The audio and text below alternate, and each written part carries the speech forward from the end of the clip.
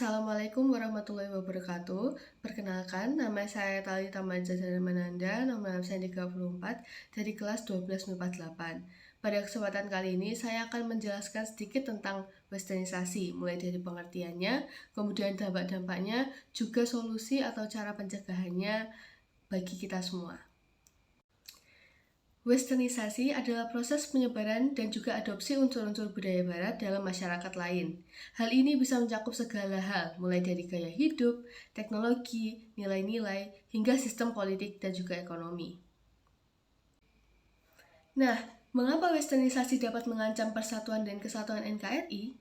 Pada dasarnya, westernisasi dapat mengancam persatuan dan kesatuan di Indonesia karena adanya potensi untuk menggeser nilai-nilai dan identitas budaya lokal yang telah menjadi perekat dalam masyarakat. Westernisasi seringkali membawa nilai-nilai yang bertentangan dengan nilai-nilai tradisional Indonesia, seperti kekayaan budaya, kebersamaan, dan juga gotong royong. Media massa, terutama media barat, memiliki pengaruh besar dalam menyebarkan budaya populer dan juga gaya hidup barat. Jika tidak diimbangi dengan pemahaman dan juga apresiasi terhadap budaya lokal, media massa dapat menjadi alat untuk menyebarluaskan nilai-nilai yang tidak sesuai dengan budaya Indonesia, sehingga dapat mengancam kesatuan dan juga keberagaman budaya yang ada di Indonesia. Selain itu, adopsi unsur budaya barat dapat menyebabkan masyarakat Indonesia mengidentifikasi diri lebih dengan budaya barat dibanding dengan budaya lokalnya sendiri. Hal ini dapat menghasilkan perpecahan identitas dalam masyarakat yang pada akhirnya dapat mengancam persatuan dan kesatuan negara kesatuan Republik Indonesia. Westernisasi juga seringkali membawa konsep konsumerisme dan juga kapitalisme yang dapat meningkatkan kesenjangan sosial dan juga ekonomi di masyarakat. Ketimpangan ini dapat menciptakan ketegangan antar kelompok masyarakat, lalu akhirnya mengancam persatuan dan kesatuan negara Indonesia. Lalu, bagaimana solusinya? Sebenarnya, mencegah westernisasi secara total mungkin tidak realistis, karena globalisasi dan juga perkembangan teknologi telah membuat interaksi antar budaya semakin mudah. Namun, ada beberapa cara untuk mengurangi dampaknya atau memperlambat prosesnya. Yang pertama adalah dengan memasukkan pendidikan tentang nilai-nilai budaya lokal dan sejarah ke dalam kurikulum sekolah untuk meningkatkan kesadaran dan juga apresiasi terhadap budaya kita sendiri. Yang kedua adalah mendorong praktik dan juga kegiatan tradisional dalam masyarakat seperti upacara adat, tarian, musik juga festival budaya. Yang ketiga adalah dengan mendukung industri kreatif lokal seperti seni, musik, dan film untuk mempromosikan kekayaan budaya lokal dan menciptakan lapangan kerja yang mempertahankan identitas budaya. Dan yang terakhir adalah memperketat pengawasan terhadap konten media asing yang bisa merusak nilai-nilai budaya lokal dan memberikan dukungan yang lebih besar pada media lokal yang mempromosikan budaya Indonesia. Sekian dari saya, mohon maaf jika ada salah kata. Wassalamualaikum warahmatullahi wabarakatuh.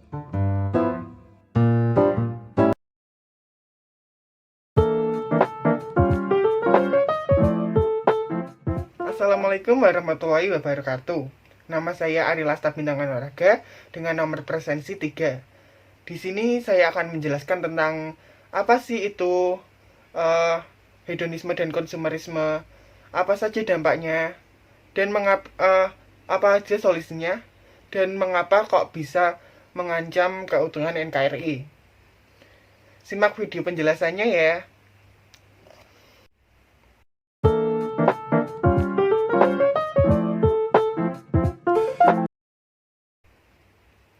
Apa itu hedonisme?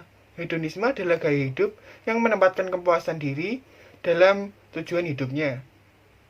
Gaya hidup ini berfokus kepada pencarian kesenangan dan kepuasan diri tanpa batas dalam hidup.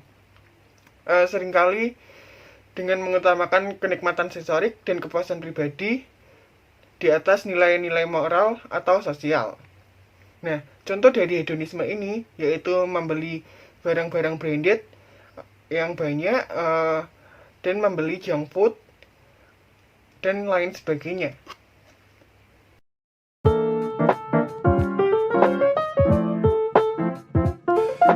Sedangkan konsumerisme adalah sebuah perilaku atau kecenderungan untuk membeli barang dalam jumlah besar atau banyak. Nah, seringkali ini mereka membeli barang-barang yang tidak ada atau tidak relevan dengan kebutuhan dasar. Atau mereka itu membeli karena ingin.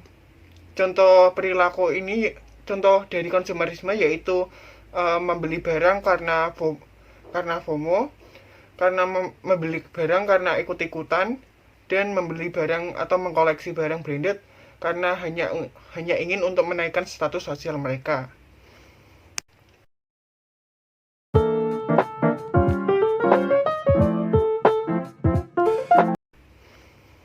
Apa saja dampak dari gaya hidup hedonisme dan perilaku konsumerisme ini?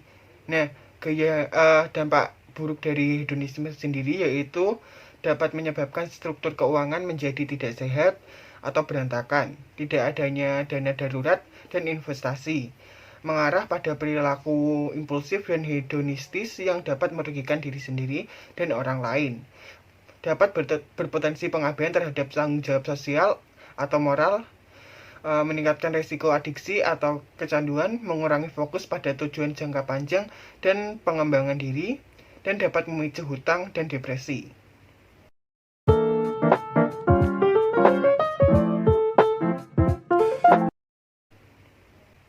Sedangkan dampak konsumerisme itu sendiri tidak beda jauh dengan gaya hidup hedonisme,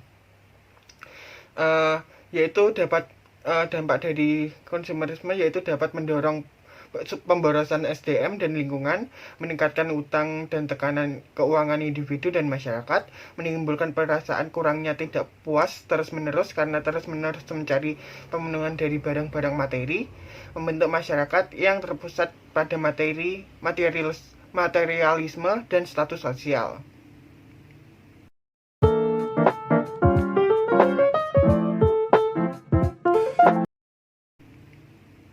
Solusi untuk mengatasi gaya hidup hedonisme dan perilaku konsumtif yaitu merubah mindset konsumtif menjadi produktif, menyadari bahwa hidup itu bukan untuk senang-senang saja, menyusun target dan rencana keuangan jangka panjang untuk keperluan yang mendadak, terus membatasi diri saat melakukan self reward, mencatat setiap pengeluaran dan pemasukan, mengurangi penggunaan kartu kredit, dan menyeleksi saat memilih lingkaran pertemanan atau circle.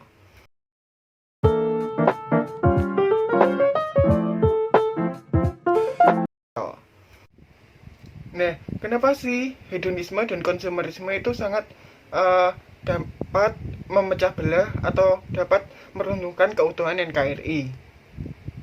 Nah, hedonisme dan konsumerisme dapat mengancam keutuhan NKRI karena berpotensi memperkuat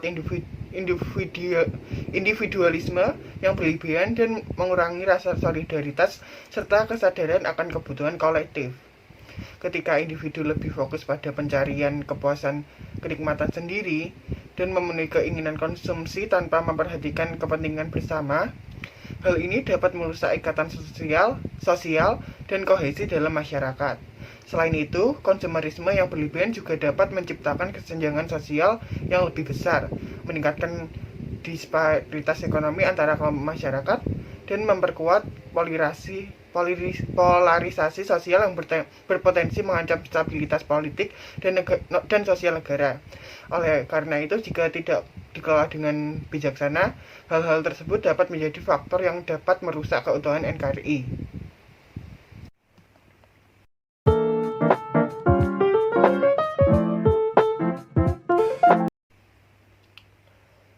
Hedonisme dan konsumerisme ini sangat berikatan dan memiliki hubungan kausalitas. Menurut para ahli, semakin tinggi gaya hedonisme, semakin tinggi pula perilaku konsumtifnya. Sekian dari saya. Jika ada kesalahan, mohon dikoreksi dan dimaafkan. Simak video selanjutnya ya.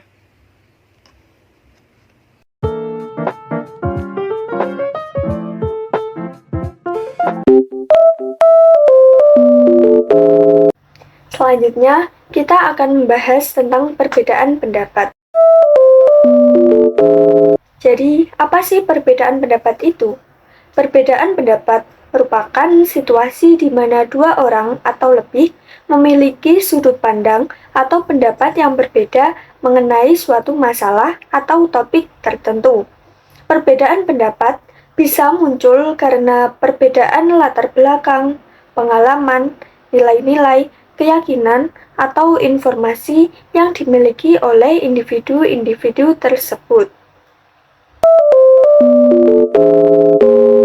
Dampak negatif perbedaan pendapat yaitu 1. Menyebabkan retaknya hubungan antar kelompok sehingga muncul disintegrasi sosial. Yang kedua, kerusakan harta benda atau hilangnya nyawa manusia. Yang ketiga, perubahan kepribadian individu. Misalnya, dari yang semula sopan menjadi kasar dan tidak ramah. Yang keempat, adanya dominasi sebuah kelompok. Yang kelima, munculnya aksi balas dendam dan perpecahan. Yang terakhir yaitu timbulnya aksi kekerasan.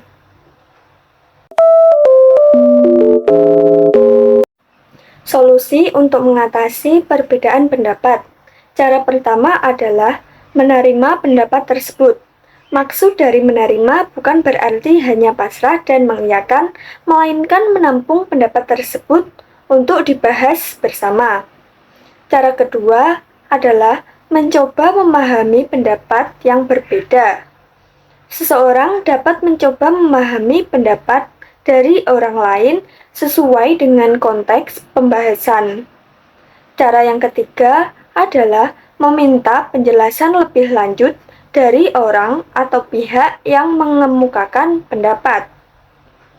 Tujuannya agar kita tidak terlalu dini dalam mengambil keputusan benar atau salah, serta agar yang lain juga dapat menerima informasi yang lebih jelas. Cara yang keempat yaitu mencari jalan tengah. Cara yang kelima adalah mendengarkan dengan seksama guna menghargai orang lain serta memperoleh informasi yang lebih jelas. Assalamualaikum warahmatullahi wabarakatuh. Sebelumnya, perkenalkan nama saya Muhammad Dwi Syarani dari 12 IPA 8, nomor absen 22. Di sini saya akan menjelaskan tentang apa itu rasisme, dampak dari ancaman rasisme, dan juga cara menanggulangi dari ancaman rasisme itu sendiri. Yang pertama, pengertian dari rasisme adalah adanya perbedaan perilaku dan ketidaksetaraan yang didasarkan oleh warna kulit, suku, ras, dan serta asal-usul seseorang yang menjadikan adanya batasan atau pelanggaran hak serta kebebasan seseorang. Selanjutnya ada dampak. Ancaman rasisme memiliki dampak yang meluas dan merugikan. Antara lain yang pertama, alienasi dan isolasi sosial, yang artinya individu atau kelompok yang menjadi korban rasisme seiringkali menjadi teririsasi dan diasingkan dari masyarakat karena merasa tidak diterima atau dianggap rendah nilainya. Yang kedua, gangguan mental. Artinya rasisme dapat menyebabkan gangguan mental seperti stres, depresi, kecemasan, dan trauma psikologis karena terus-terusan mengalami perlakuan diskriminatif. Yang ketiga, kekerasan atau konflik. Rasisme dapat memicu kekerasan verbal seperti fisik, bahkan konflik sosial atau rasial yang lebih besar, mengancam perbedaan dan stabilisasi sosial. Ada beberapa cara untuk menanggulangi dari ancaman rasisme itu sendiri. Yang pertama, pendidikan atau kesadaran, yang artinya meningkatkan pendidikan dan kesadaran tentang keragaman, inklusi, dan penolakan terhadap rasisme di semua tingkat pendidikan, mulai dari sekolah hingga tempat kerja. Yang kedua, promosi toleransi dan empati, mendorong dialog terbuka, menghargai perbedaan, dan mempromosikan toleransi serta empati antar individu atau kelompok. Sekian, terima kasih. Assalamualaikum warahmatullahi wabarakatuh. Perkenalkan, nama saya Farani Ibnu Usolihah, nomor absen 11 dari kelas 12 MIPA 8. Pada kesempatan kali ini, saya akan menjelaskan sedikit mengenai demonstrasi, mulai dari pengertian, dampak, hingga solusi dari demonstrasi itu sendiri. Unjuk rasa atau demonstrasi adalah sebuah gerakan protes yang dilakukan sekumpulan orang di hadapan umum.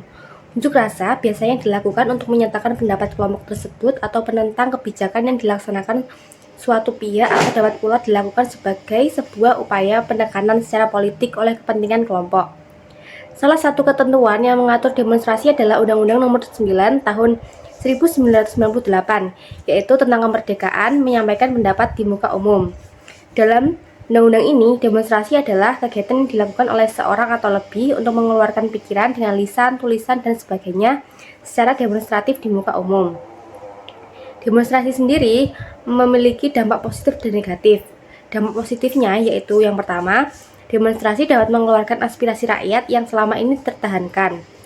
Mengkritik pemerintah dalam menjalankan pemerintahan yang lebih baik sesuai dengan harapan rakyat. Mengeluarkan pendapat rakyat yang belum terrealisasikan.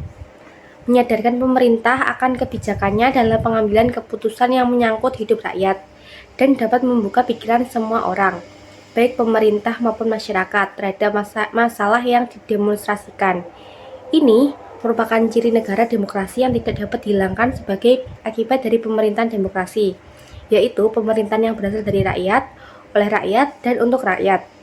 Dan untuk mengetahui keberhasilan dari program pemerintah yang telah dijalankan. Lalu, demonstrasi juga memiliki dampak negatif, yaitu yang pertama, terjadinya pengerusakan fasilitas-fasilitas pribadi dan umum, merugikan diri sendiri dan masyarakat luas, mengganggu ketertiban umum, membuat masyarakat ketakutan terhadap aksi anarkis yang dilakukan demonstran, sama berserakan di jalanan akibat aksi anarkis yang dilakukan, dan yang terakhir mengurangi minat para investor dari luar negeri.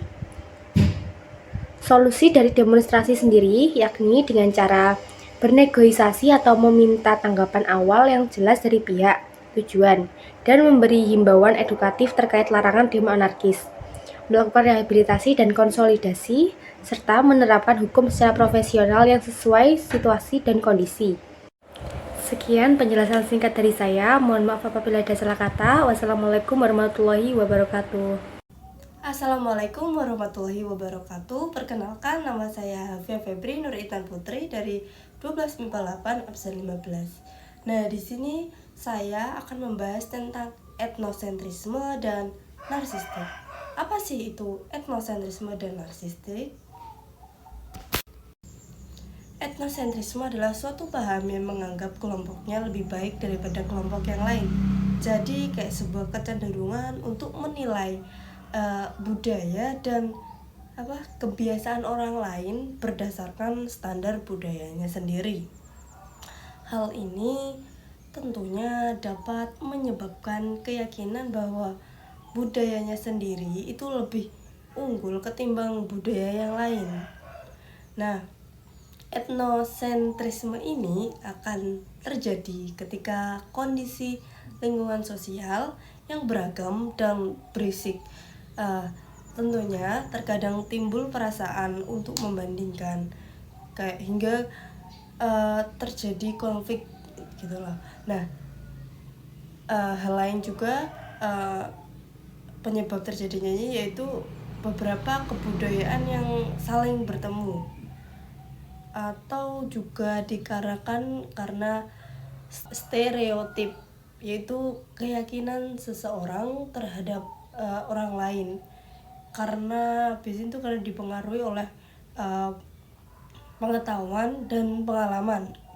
Nah, keyakinan itu membuat kita memperkirakan perbedaan antar kelompok yang mungkin terlalu tinggi ataupun malah terlalu rendah sebagai ciri khas seorang maupun kelompoknya. Lalu ada dampak negatif, yaitu ada dua yang saya sebutkan, yaitu menyebabkan konflik horizontal. Maksudnya gimana sih, kayak gini nih, kita itu terlalu membanggakan budaya sendiri dan melihat rendah budaya orang lain gitu loh. Nah itu dapat memicu konflik sesama warga negara. Nah terlebih dia itu paham etnosentrismenya tidak hanya melekat pada kayak individu saja gitu, tapi semua di dalam kelompoknya. Lalu ada menurunkan objektivitas ilmu. Maksudnya gimana sih? Nah, etnosentrisme itu dapat menurunkan perkembangan ilmu pengetahuan. Sebab apa? Sebab seorang individu tersebut itu kayak akan lebih mengedepankan sisi subjektivitasnya dibandingkan dengan objektivitas dalam menilai sesuatu.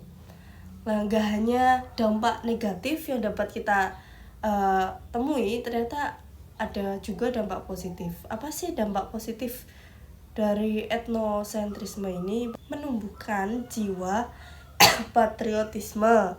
Nah, kayak seseorang individu itu yang berpaham etnosentrisme itu secara otomatis dirinya akan memiliki jiwa yang kuat untuk membela identitasnya gitu loh.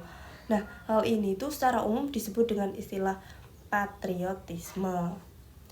Lalu yang kedua ada meningkatkan kecintaan terhadap budaya sendiri. Jelas ya tentu. Etnosentrisme ini dibutuhkan agar tercipta suatu rasa yang utuh saat mengenal hingga memiliki suatu kebudayaan.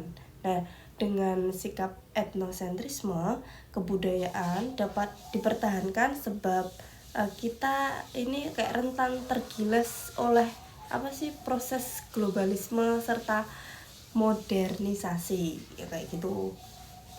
Adapun solusi pencegahannya itu ada beberapa, yang paling utama itu ya menghidupkan kembali kearifan lokal masyarakat.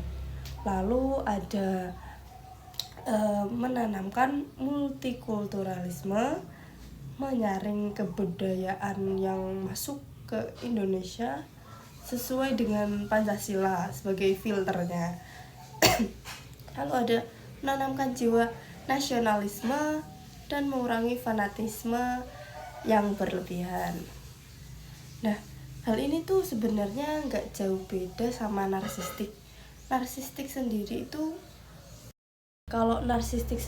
adalah kayak merasa dirinya yang paling wah, yang paling pokoknya paling deh si paling. Nah, gejala narsistik itu kayak membagaikan pencapaian tapi yang terlalu over ya, terus memiliki tingkat empati yang rendah, terus merasa dirinya tuh kayak aku yang terpenting. Lalu apa sih dampak yang ditimbulkan oleh si narsistik ini? Nggak beda jauh sebenarnya, cuman ya ada beberapa, soalnya ini konteksnya lebih ke kayak pribadi, sedangkan etnosentrisme itu ke kelompok. Nah, yang pertama ada menghambat kerjasama dan kolaborasi. Seseorang dengan narsisme yang tinggi itu seringkali sulit untuk bekerja sama dengan orang lain. Mereka cenderung ingin mendominasi dan mengendalikan situasi serta tidak mau mendengarkan pendapat atau ide dari orang lain. Lalu yang kedua adalah melemahkan rasa empati dan kepedulian.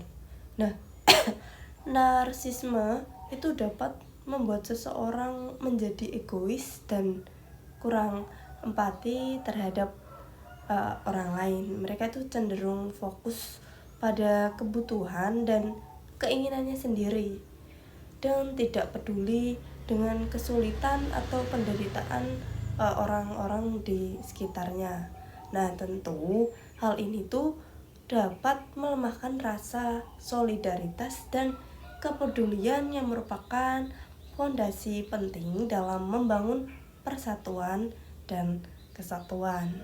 Lalu apa sih solusi untuk mengatasi gangguan narsistik individu ini? Yang pertama adalah psikoterapi atau terapi bicara. Lalu yang kedua adalah belajar empati dengan menempatkan dirimu di posisi orang lain. Lalu yang ketiga, Jangan menilai orang dari penampilannya saja, namun lihat juga dari sifatnya. Jadi jangan ngejudge gitu.